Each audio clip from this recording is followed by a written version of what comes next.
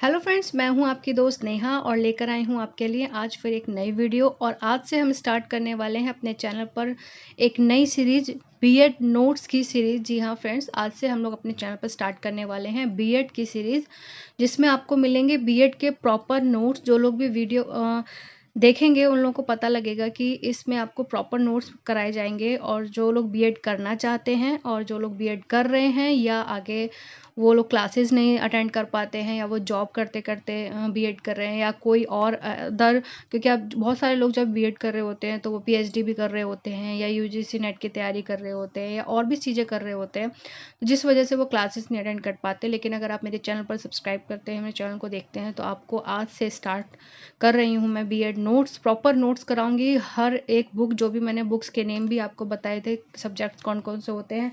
तो आज हम स्टार्ट करने वाले हैं, हर एक यूनिट से आप लोगों को प्रॉपर नोट्स कराऊंगी और फालतू की चीज़ें नहीं कराऊंगी। सिर्फ आपको बेसिक और इम्पॉर्टेंट जो नोट्स होते हैं वही कराऊंगी, फालतू बकवास नोट्स में नहीं लिखवाऊंगी।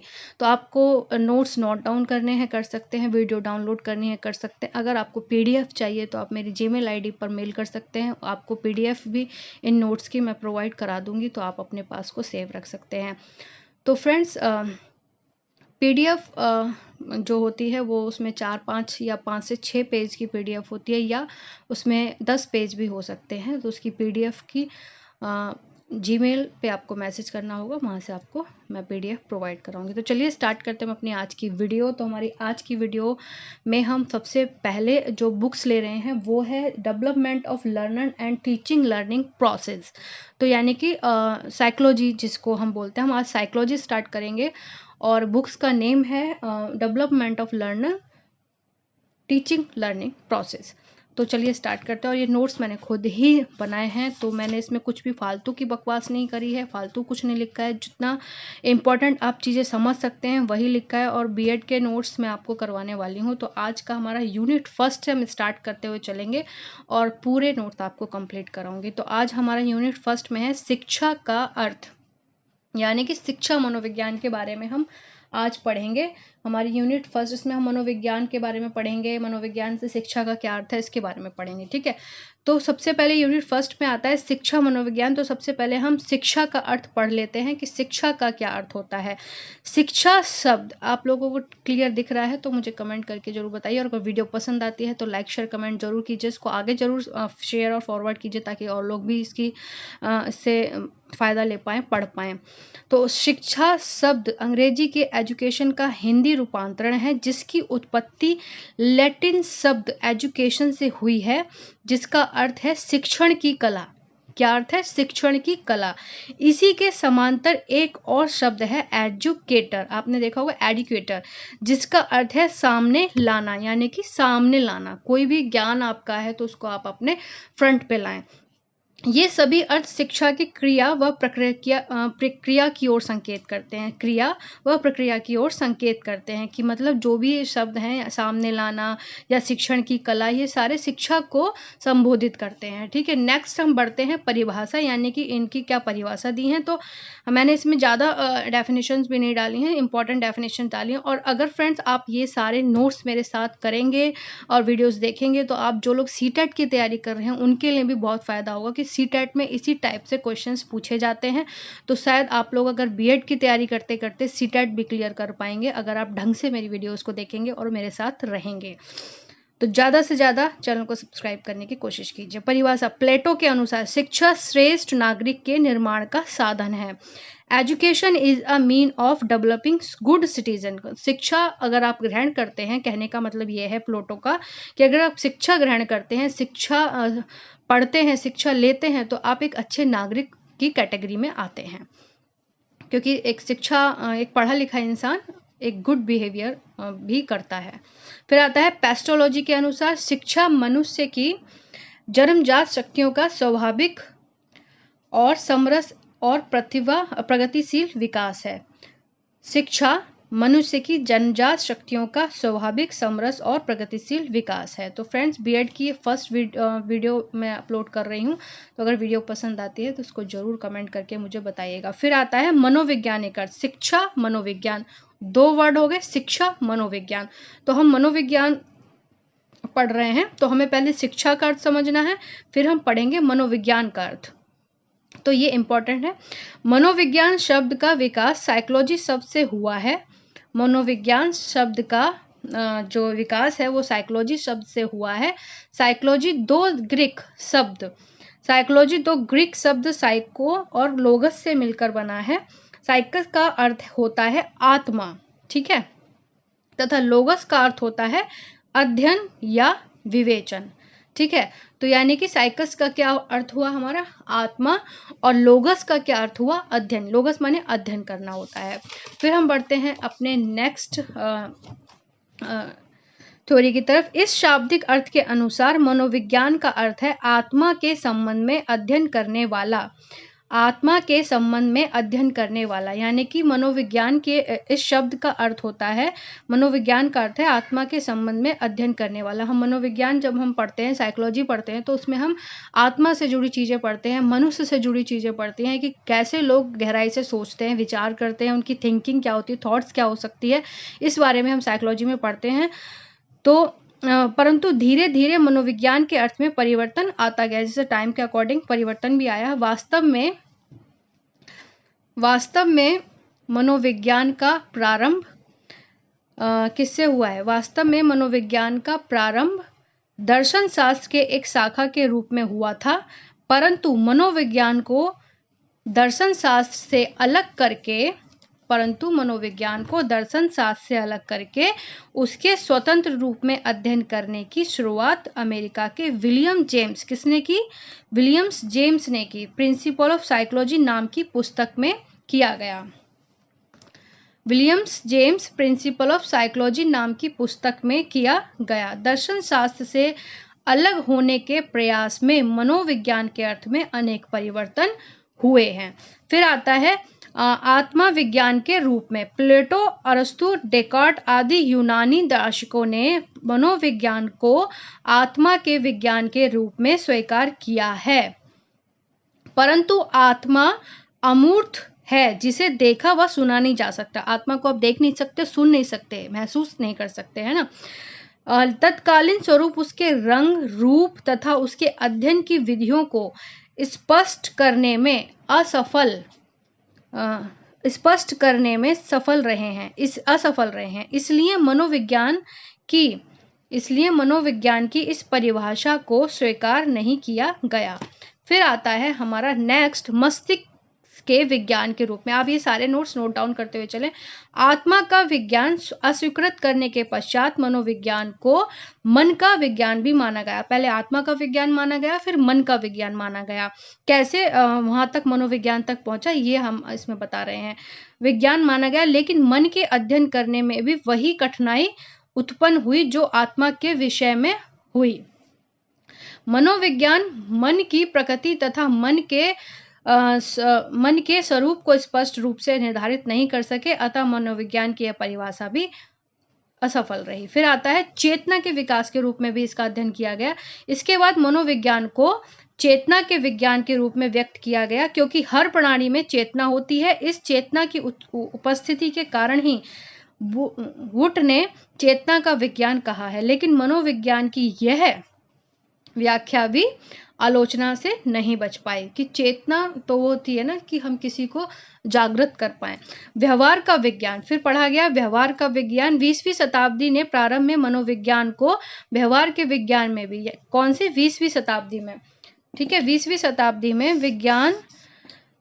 में प्रारंभ में मनोविज्ञान को व्यवहार के विज्ञान के रूप में स्वीकार किया गया। स्किनर, वॉटसन आदि मनोवैज्ञानिकों ने मनोविज्ञान को व्यवहार का एक निश्चित विज्ञान स्वीकार किया।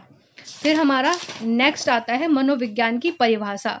तो मनोविज्ञान की परिभाषा वुडवर्थ के अनुसार मनोविज्ञान के अर्थ की इस यात्रा को वुडवर्थ ने इस प्रकार परिभाषित किया है कि मनोविज्ञान ने सर्वप्रथम अपनी आत्मा का त्याग किया, फिर उसने अपने मस्तिष्क का त्याग किया तथा अब यह व्यवहार की विधियों को स्वीकार करता है। ठीक है, मनोविज्ञान व्यवहार की विधियों को स्वीकार करने लगा है। अब क्रो के अनुसार मनोविज्ञान को व्यवहार एवं मानव संबंधों का अध्ययन माना गया है। इस टाइम पे हम मानव के व्यवहार से पता लगाते हैं कि वो क्या सोच रहा है, क्या विचार कर रहा है ना। जो जितने भी साइकोलॉजिस्ट होते हैं वो इंसान के पूरी व्यवहार से उसको कनेक्ट करने की कोशिश करते हैं कि वो कैसे व्यवहार कर रहा है, उसका क्या बिहेवियर है लोगों के लिए, वो सारी चीज़ें। फिर आता है मन के अनुसार, यानी कि मन जो हमारे साइकोलॉजिस्ट है, आधुनिक मनोविज्ञान का संबंध व्यवहार की वैज्ञानिक खोज से है। ठीक है। फिर आता है मैकडूगल के अनुसार मनोविज्ञान आचरण एवं व्यवहार का यथार्थ विज्ञान है। मैकडूगल के अनुसार मनोविज्ञान आचरण एवं व्यवहार का यथार्थ विज्ञान है। फिर आता है हमारा नेक्स्ट कि उपरोक्त परिभाषाओं के आधार पर मनोविज्ञान के संबंध में निम्नलिखित तथ्य प्राप्त होते हैं। मनोविज्ञान एक विधायक या पॉजिटिव साइंस है। मनोविज्ञान भौतिक एवं सामाजिक दोनों प्रकार के वातावरण का अध्ययन है। नेक्स्ट है हमारा मनोविज्ञान न केवल व्यक्ति के व्यवहार का बल्कि पशु व्यवहार का भी अध्ययन करता है ना। हम मनोविज्ञान में हम पशु व्यवहार का भी अध्ययन करते हैं और मानव व्यवहार का भी अध्ययन करते हैं। मनोविज्ञान वातावरण का अध्ययन करता है जो व्यक्ति की ज्ञानेंद्रियों को प्रभावित करता है और वह अपनी कर्म इंद्रियों द्वारा वातावरण के प्रति प्रतिक्रिया करता है कि वो वातावरण में किस तरह से रहने का अनुभव करता है, कैसे आचरण करता है। फिर मनोविज्ञान व्यक्तियों को मनोशारीरिक प्राणी मानता है। मनोविज्ञान क्या मानता है? मनोशारीरिक प्राणी, है ना, इंसान मानता है। नेक्स्ट आता है मनोविज्ञान सब प्रकार की ज्ञानात्मक क्रियाओं जैसे स्मरण यानी कि स्मृति, समझना, संवेगात्मक क्रियाओं जैसे रोना, हंसना, नाराज होना और क्रियात्मक क्रियाओं जैसे बोलना, चलना आदि का अध्ययन करता है। फिर हमारा आता है मनोविज्ञान शिक्षा के योगदान। मनोविज्ञान का शिक्षा में क्या योगदान रहा है इसके बारे में हम पढ़ेंगे। तो पहले बालक का महत्व, यानी कि मनोविज्ञान ने बालक का महत्व बहुत ज़्यादा बताया कि भैया शिक्षा में किसी को मनोविज्ञान के स्तर पर समझने के लिए बालक का होना आवश्यक है। ठीक है, क्योंकि हम जब शिक्षा मनोविज्ञान पढ़ रहे हैं बीएड में तो हम इसलिए पढ़ रहे हैं ताकि हम बच्चे का व्यवहार समझ पाएँ, बच्चे का आचरण समझ पाएँ, बच्चे के बारे में हम उसको समझ पाएँ, तभी तो हम बच्चे को अच्छी टीचिंग कर पाएंगे, है ना, अच्छा टीचिंग दे पाएंगे। इसलिए बीएड का क्या मोटिव होता है कि एक टीचर ऐसा टीचर बनाना कि वो बच्चे को परिपूर्ण तरीके से समझे, उसको अच्छी शिक्षा दे पाए और एक अच्छा बच्चे को एक अच्छा सर्वश्रेष्ठ नागरिक बनाने में उसकी मार्गदर्शन करें। फिर आता है समझने के लिए बालक को होना आवश्यक है। एक बालक को उसके व्यवहार को समझकर उसे शिक्षा प्रदान की जाती है शिक्षा मनोविज्ञान में। बालकों की विभिन्न अवस्थाओं का महत्व, इसमें बालक की हर एक अवस्था में महत्व रखा जाता है कि अगर बच्चा छोटा है नर्सरी में तो उसको कैसे पढ़ाएंगे, बच्चा जूनियर क्लासेस में या सीनियर क्लासेस में जाता है तो उसको कैसे पढ़ाएंगे। हर तरीके के बालक जिस जिस अवस्था में पहुंचता है उसे उसी अवस्था के अनुरूप शिक्षा प्रदान की जाती है और यह मनोविज्ञान द्वारा समझा जाता है। ठीक है, बालक छोटा होता है तब उसे उसके अनुसार पाठ्यक्रम या उसको पढ़ाया जाता है और जब वो किशोरावस्था यानी कि जब वो बड़ा होता है उसे उस अवस्था के अनुसार समझाया जाता है। किशोरावस्था में उसे उस अवस्था के अनुसार ही समझाया जाता है। नेक्स्ट हम बढ़ते हैं, बालक की मूल प्रवृत्तियों और रुचियों का भी इसमें महत्व दिया जाता है शिक्षा मनोविज्ञान में। बालक की किस विषय में रुचि है तथा उसकी क्या योग्यता है, इसका भी अध्ययन मनोविज्ञान द्वारा किया जाता है तथा इसको ध्यान में रखकर शिक्षा का प्रबंध किया जाता है। जैसे मेहंदी प्रतियोगिता, आर्ट्स या उनको खेल कूद, किस में बच्चे की रुचि है उसके अनुसार बच्चे को उस कैटेगरी में रखा जाता है कि उसको उस तरह से पढ़ाया जाए ताकि उसकी रुचि पढ़ाई में भी लगी रहे। तभी हम कहते हैं आजकल ज़्यादा करिकुलम चीज़ें कराई जाती हैं स्कूलों में ताकि बच्चे का जो पढ़ाई का जो बोझ है उसको थोड़ा सा स्ट्रेस फ्री हो जाए और बच्चा पढ़ाई के साथ साथ खेल कूद में या उसको जो रुचि है, आर्ट करना पसंद है, ड्राइंग करना पसंद है, मेहंदी लगाना पसंद है। आपने देखा होगा स्कूलों में आजकल मेहंदी प्रतियोगिता कराते हैं, क्राफ्ट प्रतियोगिता कराते हैं, दिए बनवाते हैं, हर तरह की चीज़ें करवाते हैं ताकि बच्चे का जो इंटरेस्ट है वो पढ़ाई में भी रहे और उसका जो थोड़ा सा स्ट्रेस फ्री वो हो जाए, है ना। आज के टाइम में जो एक स्कूल बैग का जो बोझ है वो थोड़ा कम करने की कोशिश की गई है और बच्चे को समझने की कोशिश की है आज के टाइम में। फिर आता है बालक की व्यक्तिगत विभिन्नताओं का महत्व। प्रत्येक व्यक्ति की अपनी एक अलग पहचान होती है, मतलब हर बालक को क्या हर तरह से समझने की कोशिश की जाती है मनोविज्ञान में। प्रत्येक व्यक्ति की अपनी अलग पहचान होती है, एक व्यक्तिगत छवि होती है जिसका अध्ययन मनोविज्ञान करता है। व्यक्ति कैसा है, बालक क्या सोचता है तथा इसका अध्ययन उसे उसी के अनुरूप शिक्षा दी जाती है कि बच्चे किस तरह से है, कि अगर बच्चा हाई वो रखता है कि बहुत प्रतिभाशाली है तो उसको वैसे, और हर बच्चे को उसके अकॉर्डिंग बच्चा अगर धीरे धीरे सीखता है तो उसको उस तरह से समझाया जाता है ताकि वो अपनी प्रोसेस में और थोड़ा थोड़ा थोड़ा थोड़ा बढ़ता जाए। फिर आता है, ये नहीं होता है कि पहले के टाइम में था स्कूलों में मार मार पीट पीट के बच्चों को पढ़ाया जाता है, पढ़ो पढ़ो पढ़ो, चाहे बच्चा पढ़े ना पढ़े। लेकिन आज के टाइम में बच्चे को मारना कानूनी जुर्म हो गया है, बच्चे को प्यार से पढ़ाना चाहिए। पाठ्यक्रम में सुधार आ गया है कि मनोविज्ञान के माध्यम से शिक्षण विधि में काफ़ी सुधार आ गया है। इसका अध्ययन करके हमें पता चलता है कि हमें किस प्रकार की शिष्यों को हमें बालकों को कैसे पढ़ाना चाहिए, है ना, इससे हमें पता लगता है। पाठ्यक्रम में सहगामी क्रियाओं का पर भी बल दिया गया है। पाठ्यक्रम में हमारी सहगामी क्रियाओं पर बल होना चाहिए, सहगामी क्रियाओं पर बल होना चाहिए। मनोविज्ञान के माध्यम से पाठ्यक्रम के उचित व व्यवस्थापूर्ण उसको बनाया जा सकता है तथा रुचिकर बनाया जा सकता है। जैसे अभी मैंने आपको बताया कि कई सारी चीज़ें कराने का उस पर अब प्रेशर होता है स्कूलों में कि भाई ये सब चीज़ें करानी चाहिए। सीखने की क्रियाओं में भी उन्नति हुई। सीखना एक ऐसी प्रक्रिया है जो जीवन पर्यंत चलती रहती है। व्यक्ति जन्म के समय से ही माता पिता, भाई बहन तथा परिवार के अन्य सदस्यों से सीखना प्रारंभ करता है और वह जीवन भर विभिन्न सामाजिक और धार्मिक संस्थाओं, सभी साथी, विद्यालय, अन्य व्यक्तियों आदि से कुछ ना कुछ सीखता रहता है। आपने देखा होगा बच्चा कभी शांत नहीं बैठता, वो कुछ ना कुछ सीखता रहता है और उन्नति करता रहता है ना। तो उसको हमें उसी प्रोसेस में सिखाने की आदत डालनी चाहिए। शिक्षण विधियों में भी सुधार आया है कि कैसे हमें शिक्षण विधियाँ, कि कैसे हमें उनको शिक्षा दी जानी चाहिए, कैसे हमें पढ़ाना चाहिए, क्या विधियाँ यूज़ करनी चाहिए, क्या क्या प्रोसेस होना चाहिए, उसमें भी सुधार आया है।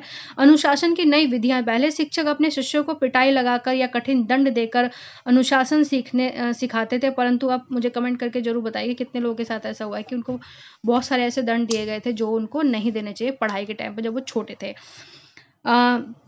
परंतु मनोविज्ञान के माध्यम से बच्चों को पहले समझा जाता था, फिर उसे प्यार से समझाकर उन्हें अनुशासन की विधि समझाई जाती थी, है ना। फिर लेकिन आज के टाइम में बच्चों को बहुत ज़्यादा अच्छे से ट्रीट किया जाता है ताकि बच्चे का स्कूल में मन लगा रहे, बच्चे का पढ़ाई में मन लगा रहे। मूल्यांकन की नई विधियां भी आ गई हैं कि इन विधियों के माध्यम से बालक की सही मापन व मूल्यांकन हो। मतलब आज बालक की रुचि, योग्यता, अभिरुचि सबका ध्यान रखा जाता है और मापन करके उसे विकास की दिशा दी जाती है, जिससे बालक के जीवन को सही दिशा मिलती है। फिर आता है शिक्षा के उद्देश्य की प्राप्ति व सफलता। स्किनर के अनुसार शिक्षा मनोविज्ञान शिक्षक को ज्ञान प्राप्त करता है एवं अध्यापक उस ज्ञान के आधार पर शैक्षिक लक्ष्यों को प्राप्त करता है। मतलब मनोविज्ञान शिक्षक को ज्ञान प्राप्त करता है। और जब मनोविज्ञान पढ़ते हैं तो हमें बहुत सारा नॉलेज होता रहता है बच्चों को या मानव व्यवहार के बारे में, जिससे हम शैक्षिक लक्ष्यों को प्राप्त कर पाते हैं और एक अपने स्टूडेंट्स को हम अच्छे से पढ़ा पाते हैं। तो नेक्स्ट वीडियो में हम नेक्स्ट चैप्टर में पढ़ेंगे, नेक्स्ट पार्ट में हम पढ़ेंगे शिक्षा मनोविज्ञान के बारे में। अभी हमने पढ़ा शिक्षा और मनोविज्ञान। तो फ्रेंड्स, अगर वीडियो पसंद आई है तो उसको लाइक शेयर कमेंट जरूर कीजिए, आगे जरूर फॉरवर्ड जरूर कीजिए और हम नेक्स्ट वीडियो जल्दी लाएंगे।